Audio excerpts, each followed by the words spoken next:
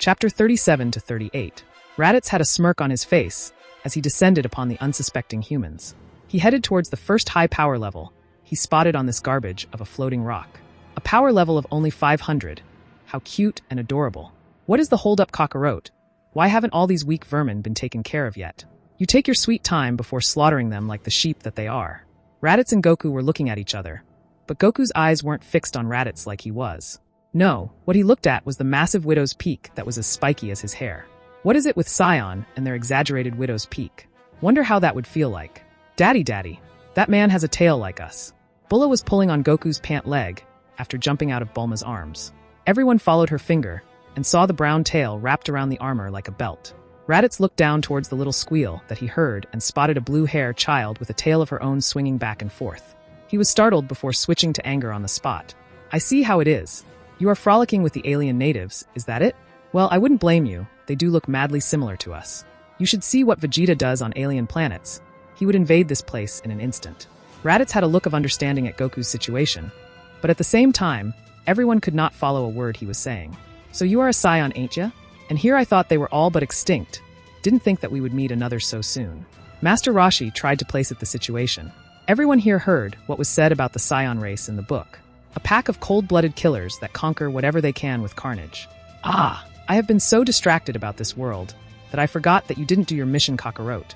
Have you gone senile since coming to this planet? I know you are a Scion, but who are you? Who am I? You know about Scions, so surely you know who I am. Goku shook his head in response. Honestly, even with his otherworldly knowledge, knowing you wasn't really a priority. Well, let me inform you that I am your brother, and I am the strongest Scion currently alive. Wait, hold on 1 second. Yes, no. I wasn't saying anything bad about you. I'm talking with my brother, come on, man. Okay. The scouter on Raditz's ear beeped before a transmission was sent to him. From Raditz's reaction and pale face, it wasn't going well. He pressed the button on his scouter and slumped down in defeat. Then he remembered that he was supposed to rope his little brother to their cause. Okay, maybe not the strongest, but I am the second strongest Scion alive. Beep. Third strongest. Beep. F4th. Beep. Fifth strongest alive, currently. Every time he tried, he got shut down immediately. By the time that he said fifth strongest alive, he sounded so defeated that it wasn't even funny anymore. Wait, did he say 5? Join us to conquer the universe, Kakarot. With you around, our team will be like the strike teams of the old, and we will take planet by planet. Think of everything you can achieve by joining me. I'll pass. Great. Now let us kill these rodents and... Wait, did you just say no? Yes. Yes, as in you want to come with me, or yes, as in you said no. Look, Raditz, if you are my brother, why would I want to come with you? You know how embarrassed I will be in front of team members if you were my brother. Older than me, but still the weakest link. I will have no reputation. Goku was taking everything one step at a time. His brain improved so much that he was able to banter with Raditz, while still be thinking about other stuff at the same time. 5 Scions? What could have happened? There is no way that the stuff happening here on Earth was able to change something from happening that allowed 2 new Scions to randomly appear. Maybe it could be turtles, even Broly or Paragus. Something or someone brought them in this new timeline, but who? You think you are stronger than me? Don't make me laugh with your measly power level of 500. I doubt you could even scratch me. No, I won't scratch you, in fact. You wouldn't even know how you got down. Then let's fight right now. Raditz power up to his full power, creating a gust of wind originating from him. Grass parted for him, but no one was surprised or scared of the sudden power burst. Even the weak ones were shielded easily by their allies. Let's move somewhere else, dash. Raditz broke dirt and landed a clean punch on Goku's face. It was like hitting an immovable brick wall. His pain receptors were firing off, but Raditz ignored them and pressed further. A kick sweeping towards Goku's chest, followed by a turnaround back fist punch, and lastly a kick upwards on the chin. Everything barely missed by a hair's width, making Goku fly towards the sky at the end of Raditz's combo. How are you so strong? What did they feed you? Raditz followed in pursuit, with both hands glowing purple. Double Sunday. An alien called out a day of the week that represented a spurling purple beam. The 2 beams weren't even worth using energy on as he took them head-on. The blast resembled a firework, going off sulfur rained down into the ocean. That's right. Strongest Scion. Still got it. Not quite. Goku didn't mean to interrupt Raditz like dance, but he really didn't need to watch it any longer. His strongest attack neutralized without even doing anything. He dropped down in defeat, landing too close to the others for any comfort. Everyone's suspicions came into fruition as Raditz snatched Bulla and Gohan before they could dash off and hide behind some people. This is your last chance, Kakarot. I have your little critters right here. So if you don't join us, I will make them wish death." Before anyone could intervene, Bulla twisted in the shirt that she was being held by and bit on Raditz' hand. He nearly dropped her from the extreme pain, but was able to remain stead. Gohan, who was grabbed by the tail, swung himself over and poked both of his uncle's eyes in a good old scissors fashion. "Don't kidnap me, perverted uncle." Not being able to take it anymore, he retracted his arms and rubbed his eyes from the irritation. Bulla ran behind Bulma, shortly followed by Gohan. By the time Raditz was able to open his eyes, he looked up and saw Goku's soulless eyes roaming his entire body like he was a prey waiting to be jumped. Oh shit dash. Raditz woke up to what he thought was a dream. They were sitting inside talking to each other and enjoying the lunch that was cooked. The kids were playing and adults were talking. It was almost like a nightmare to the battle-hungry scion. Ah, you're awake. Sorry, I had to tie you up. We put a gag on you. Sorry about that too, but we had to do it for the plan to work. Chi-Chi apologized to him and helped him sit up from his fetal position on the floor. Then she removed the gag and allowed him to speak. "Kakarot, what are you doing? If you don't release me, Vegeta will come and save me. I am a very important asset to their team. Wait, where is my scouter?" He didn't feel anything in his ear and frantically looked around for his tech. He found it by the kids on the table with the back panels and some cables leaking out. "Oh, your scouter? I heard so much about it, but finally able to research the real thing is tremendous." Bulma talked this time, with her extensive knowledge from Goku's spaceship and the Scion book.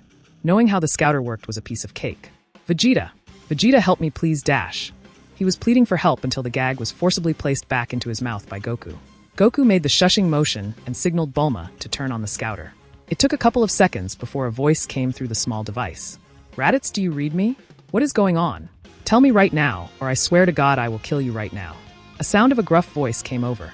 It was time for a little play. "Oh, brother, I get what you are saying now. That Vegeta character seems like such a loser. Who is that? Is that Kakarot? He is a midget in size and strength? Seems like the Prince of Scion is a joke. Too far." Raditz tried so hard to use his powers to struggle free. However, the rope was made out of ki from Goku's original move, making it impossible to break out of with his current power level. Even the gag was infused with ki, not allowing Raditz to break it with anything. They didn't really have the best item to gag him within the Kame house, so they settled with the next best thing. Master Roshi's used sock, a little crusty from stains, but it works nonetheless. "This is the last straw. I am going to tear you a new one when I find you." Raditz was on the floor weeping, stuck between certain death and apparently the psychopath that is his brother. I bet everything about him small then. Bet people don't even notice when he is there. That's it. I am coming right now, and I am going to kill you. Nappa ready the pods right now. And the voice call got cut out, cementing the plan to lure them to come over here. Chi-Chi removed the gag, allowing Raditz to catch he breathe after all his muffled shouting. Why did you do that? Do you want us all to die?" Goku smiled in response. All Scions need to be here right now. He needed to confirm the identity of the two unknown Scions, and have them here without them knowing about the Dragon Balls. "We have been lied to, or at least you have been." Reaching behind his back, he pulled out a book and placed it in front of Raditz's face. "It's time for you to learn, brother. Where did you obtain this Kakarot? This information could revive our race to the fullest." Raditz shouted in excitement. His hands were trembling as he read the copied version of Science, in a nutshell written by the famous author Shenlong himself. Goku didn't trust him fully yet, so he had the book copied and redacted the transformation section of the book. He needs Raditz to convert before sensitive information like that is leaked. It went from one of excitement to pure fury as he read the downfall of Science. He banged his fist on the table like a seasoned reader would when one of their favorite characters dies. "That bastard Frieza. He told us that a meteor destroyed planet Vegeta. I should have known that it was too much of a coincidence that they all died when they were called over. I need to tell Vegeta." Raditz left the book on the table and rushed to contact his leader with the scouter. He was stopped by a palm on his chest. It was forceful but had no ill intent laced within. "Stop! We cannot tell the other Scions about this yet." "What are you talking about? This is vital information that they need to know right now. If you do not let me, you are a traitor of your own race. We need to destroy that Frieza before he sees us coming." Raditz's face was twisted with frustration and hate. Everyone he knew was on that planet, and he has been serving the one who caused it all. He would rather die than grovel again. If those Scions are the same as you, then even more of a reason to not tell them. If you tell them now, they would only switch their destination to Frieza and try to fight him and die. And that is if they even believe you. We need them to come here and talk about the plan to deal with Frieza. Raditz calmed down a bit from Goku's logic. More and more he saw their father in him, but he ignored it and went back to the table to read the rest of the book. Goku was broken from his deep thought when Gohan was placed on one shoulder and Bulla on the other. The girls showed their concerns by hugging his arms to show him that they were with him. In the background, Krillin was chewing on his shirt with jealously written everywhere. He was sobbing profusely, getting it on Yamcha's shoe that was beside him. It's not fair. I didn't realize how lucky he was until now. Damn that Goku having girls all over him. I want a girlfriend. Ha ha ha. Yamcha rubbed the back of his neck in awkwardness. Ran Fan, who came in later, was staring at him, challenging him to say something. It's not all good, Krillin. Save yourself. What on Vegeta are you doing? Raditz saw Goku coming out of the gravity chamber dripping wet. He assumed he was training, but what could possibly push him so far that it would make him sweat? It has been 1 week since Raditz arrived, and he has been living in a small house that they placed near Capsule Corporation ever since he got here. He has been exposed to Goku's enormous feral power. Someone about it seemed so raw and unbridled. By being exposed to his power, he lost all resistance and decided to keep his head low.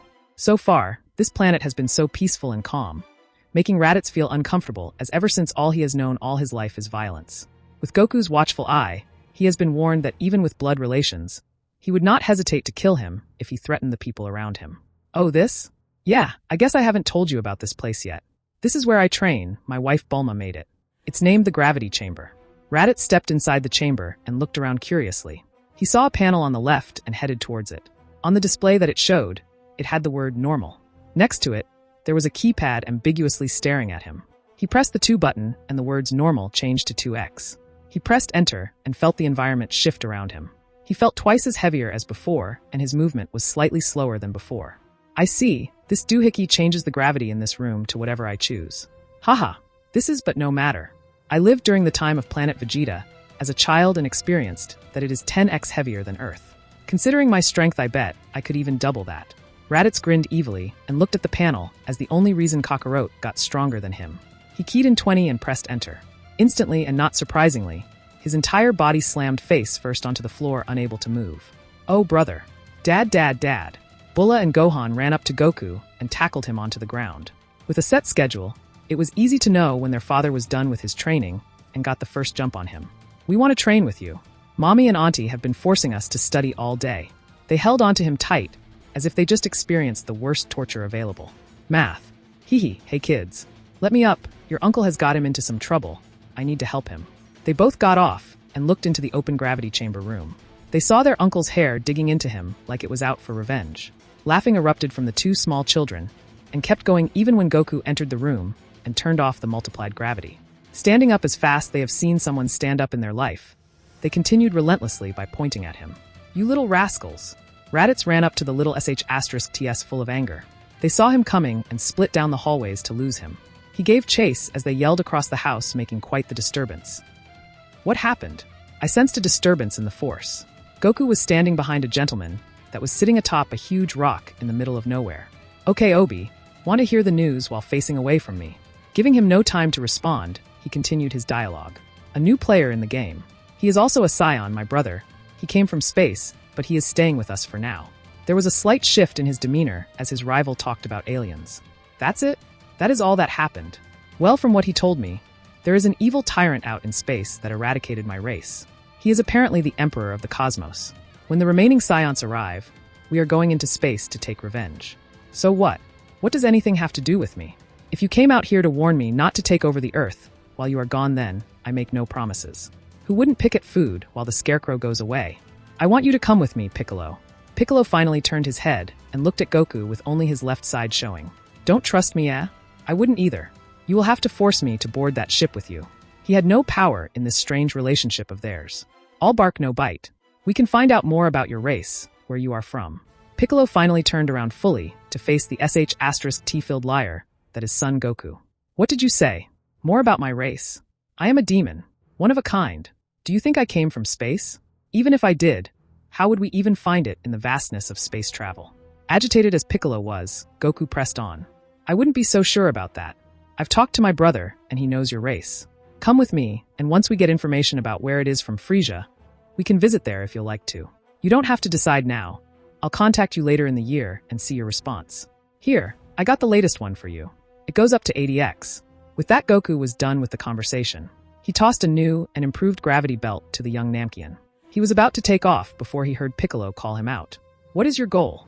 Helping me get stronger through the years. For such a simple question, One would expect a simple answer. Instead, all he got was a shrug to his name. Dust flew with him as he headed towards his home, leaving Piccolo to think all for himself. You are a weird one, Son Goku. I absolutely cannot do that, Goku. Please. I need to get stronger. Training my body is not enough. You got to know how to get more techniques and stronger with ki. Goku was practically on the ground, groveling at the old god like a beggar. Well, I know one way, but I am not sure if it will work. I might even lose my godhood if something goes wrong. Kami regretted letting in for even a little bit. One look at Goku's big monkey eyes made him conceited instantly. Let me tell you that it will be a long and arduous journey, and you will be gone from your loved ones for a long time. Do you still want to go? Yes, I will. Goku left Kami's lookout and went back home.